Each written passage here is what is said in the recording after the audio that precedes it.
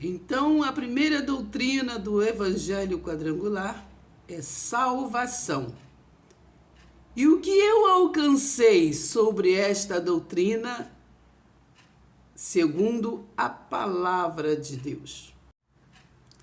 Então, irmãos, me acompanha aí nesta doutrina salvação, para estarmos assim, crescendo em graça e em conhecimento, que eu vou vos passar, né, o que eu alcancei sobre esta doutrina salvação.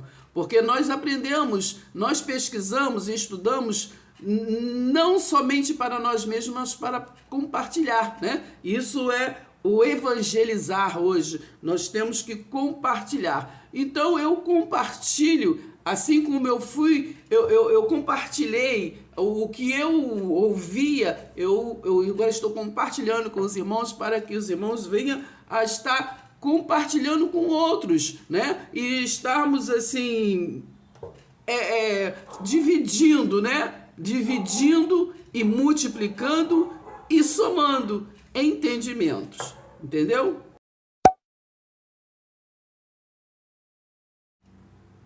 Bom dia, amados, bom dia, boa tarde, boa noite, boa madrugada, boa vida para nós, não é verdade?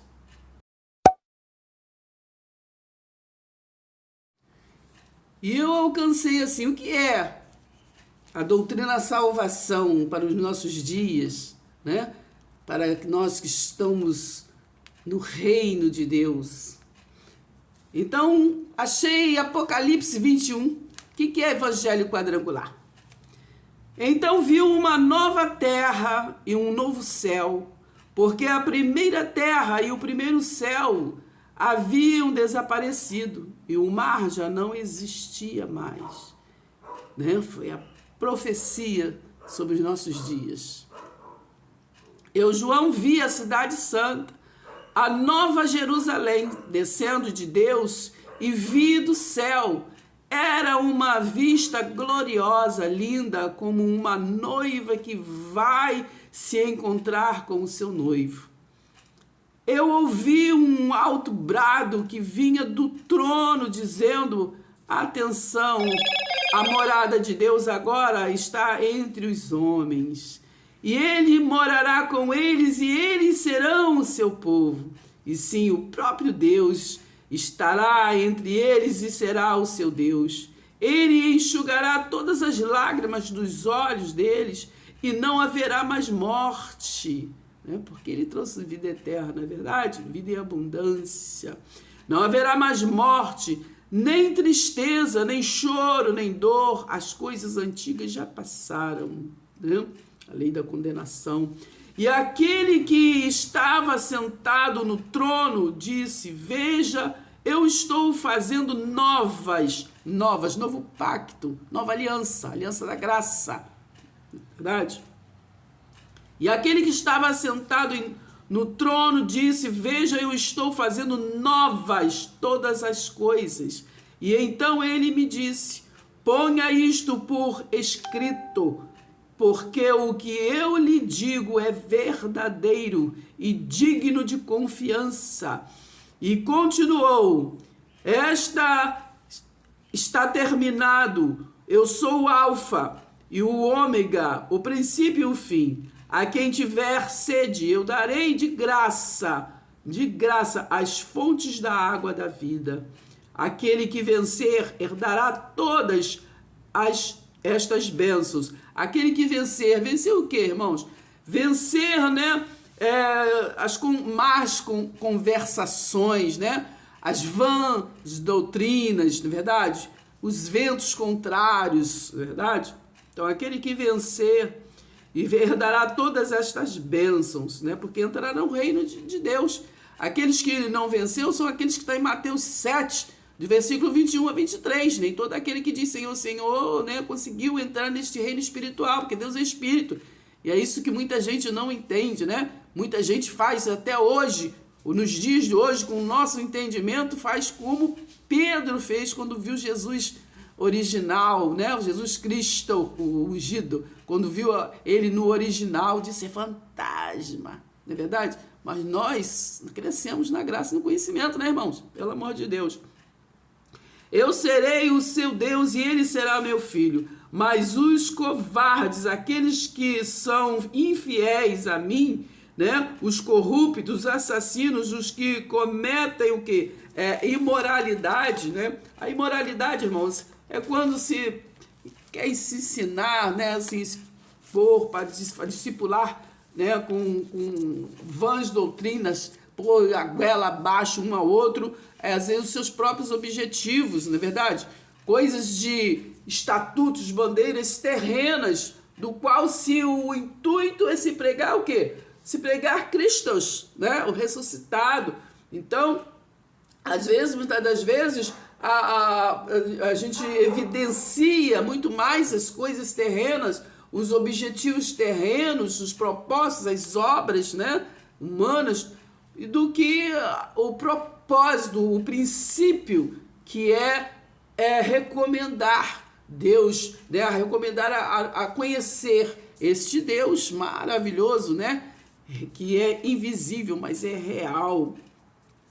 Então, aquele que pratica o que? Feitiçaria, os idólatras, né, de ídolos e de todos os mentirosos, né? Porque, quando se fala idólatras, não é só de ídolos ou disso ou daquilo.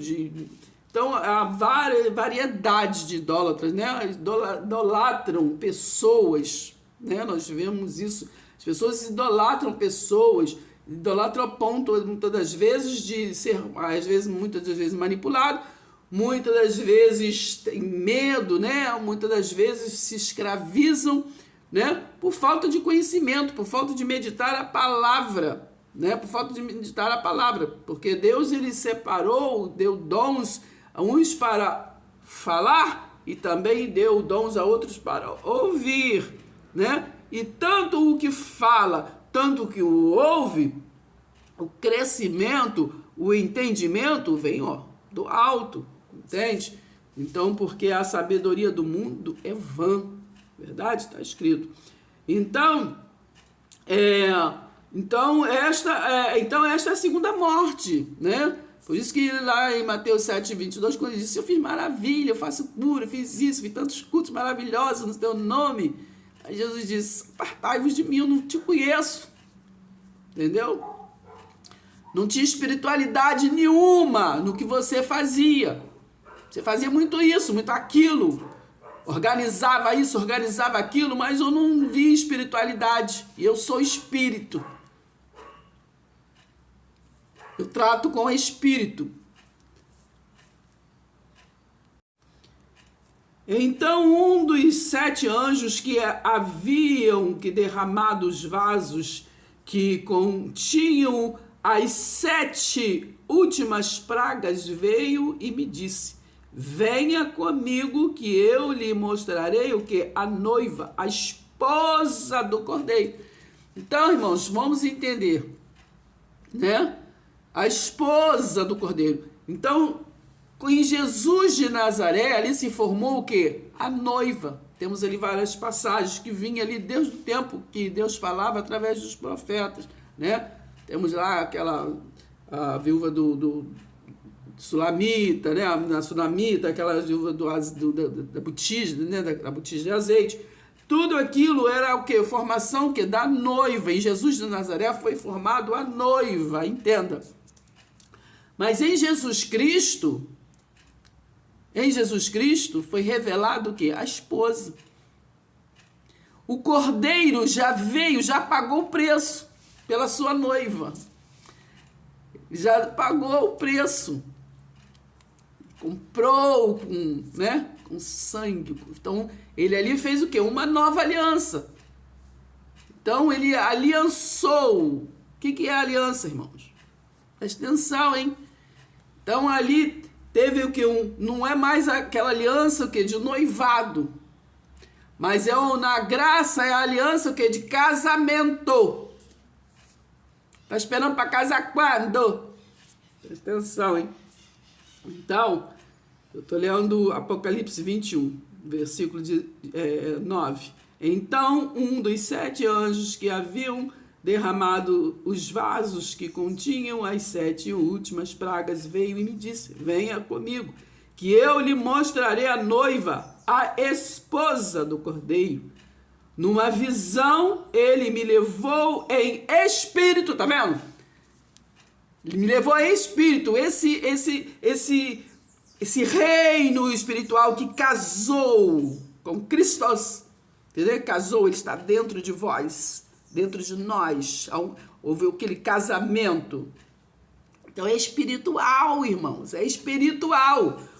Por isso que Jesus disse, é preciso que eu vá para que o Consolador venha. E o que estão esperando? Vir, sei lá do que, de onde? Eis que eu estou convosco todos os dias, tá ou não tá? Jesus, ele disse, olha, quando eu for, quando vocês estiverem reunidos, 1 ou 2 ou 3 ou mais em meu nome, eu estarei. Eu vou estar ali. Eu não sumi, deixei vocês aqui órfãos e foi embora, não vou embora não. Então, ó, numa visão, ele me levou em espírito.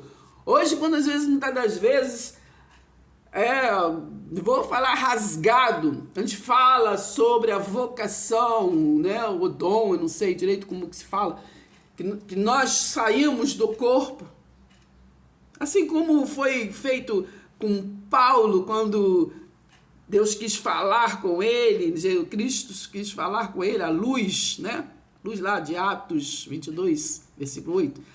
Então ele levou ele, né? Ele ficou meio atordoado, que ele não entendia, ele era, né? Ele estudou com Gamaliel, ele era perseguidor, ele estava meio atordoado. E quando ele foi levado na terceira dimensão, né? Que não era nessa dimensão física terrena, aí até ele ficou meio atordoado. Eu não sei se eu estava no corpo, se eu estava fora do corpo.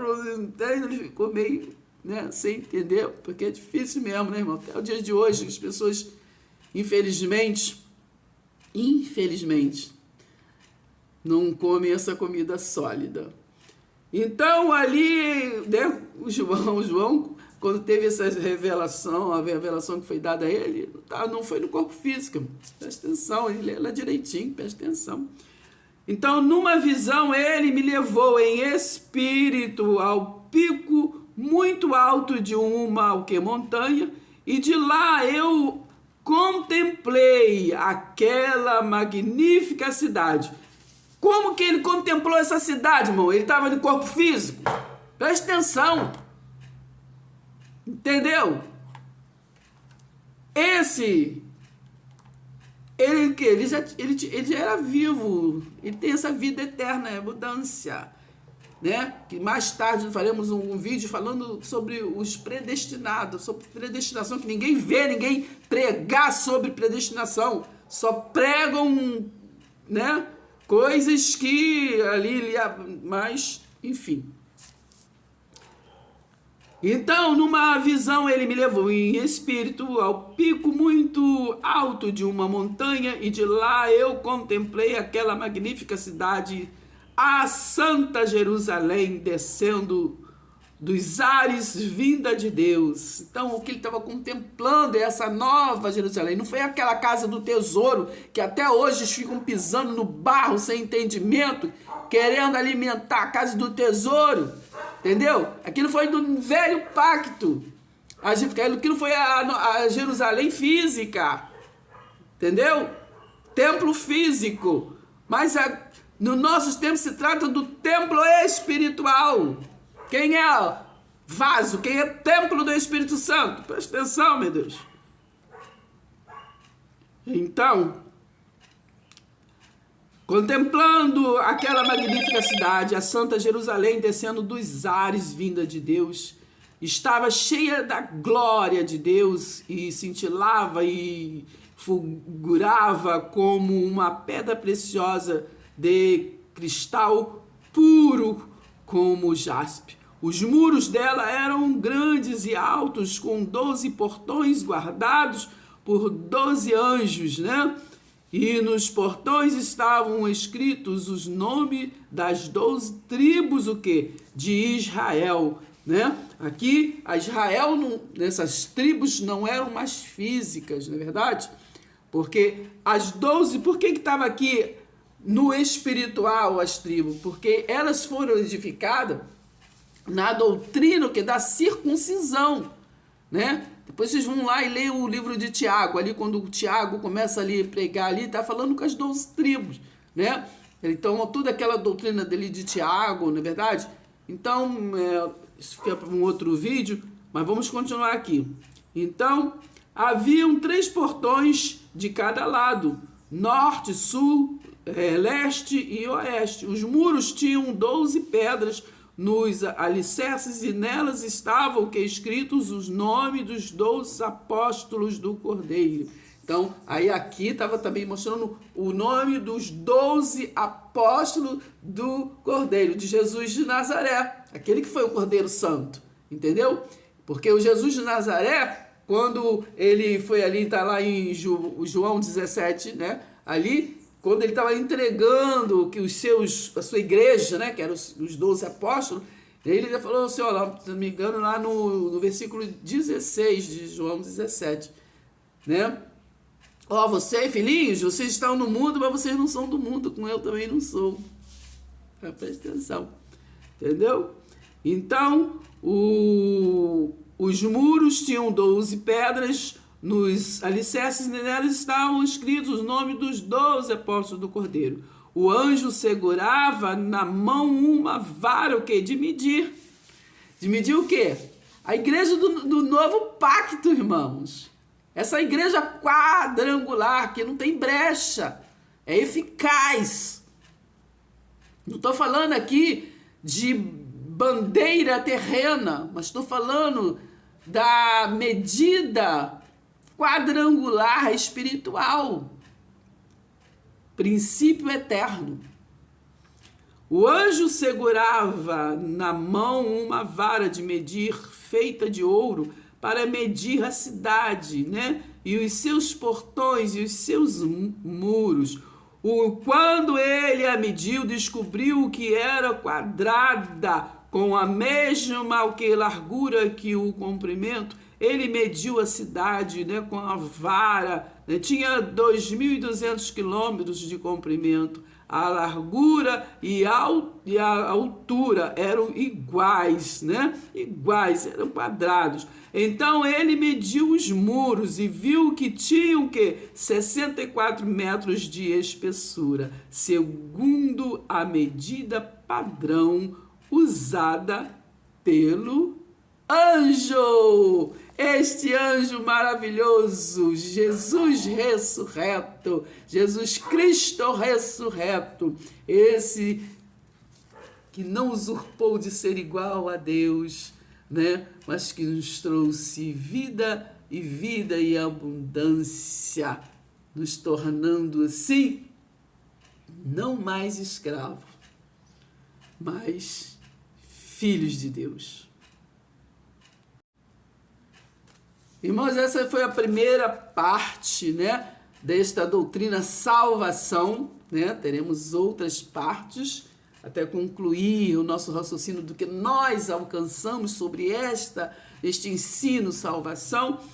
Então, mas não esqueça, irmãos, não esqueça de estar o quê? Dando like, compartilhando, comentando, se inscrevendo. Compartilha com outros para que outros também venham dar o like, comentar, se inscrever e compartilhar. Tá bom? Vamos crescer na graça e no conhecimento juntos?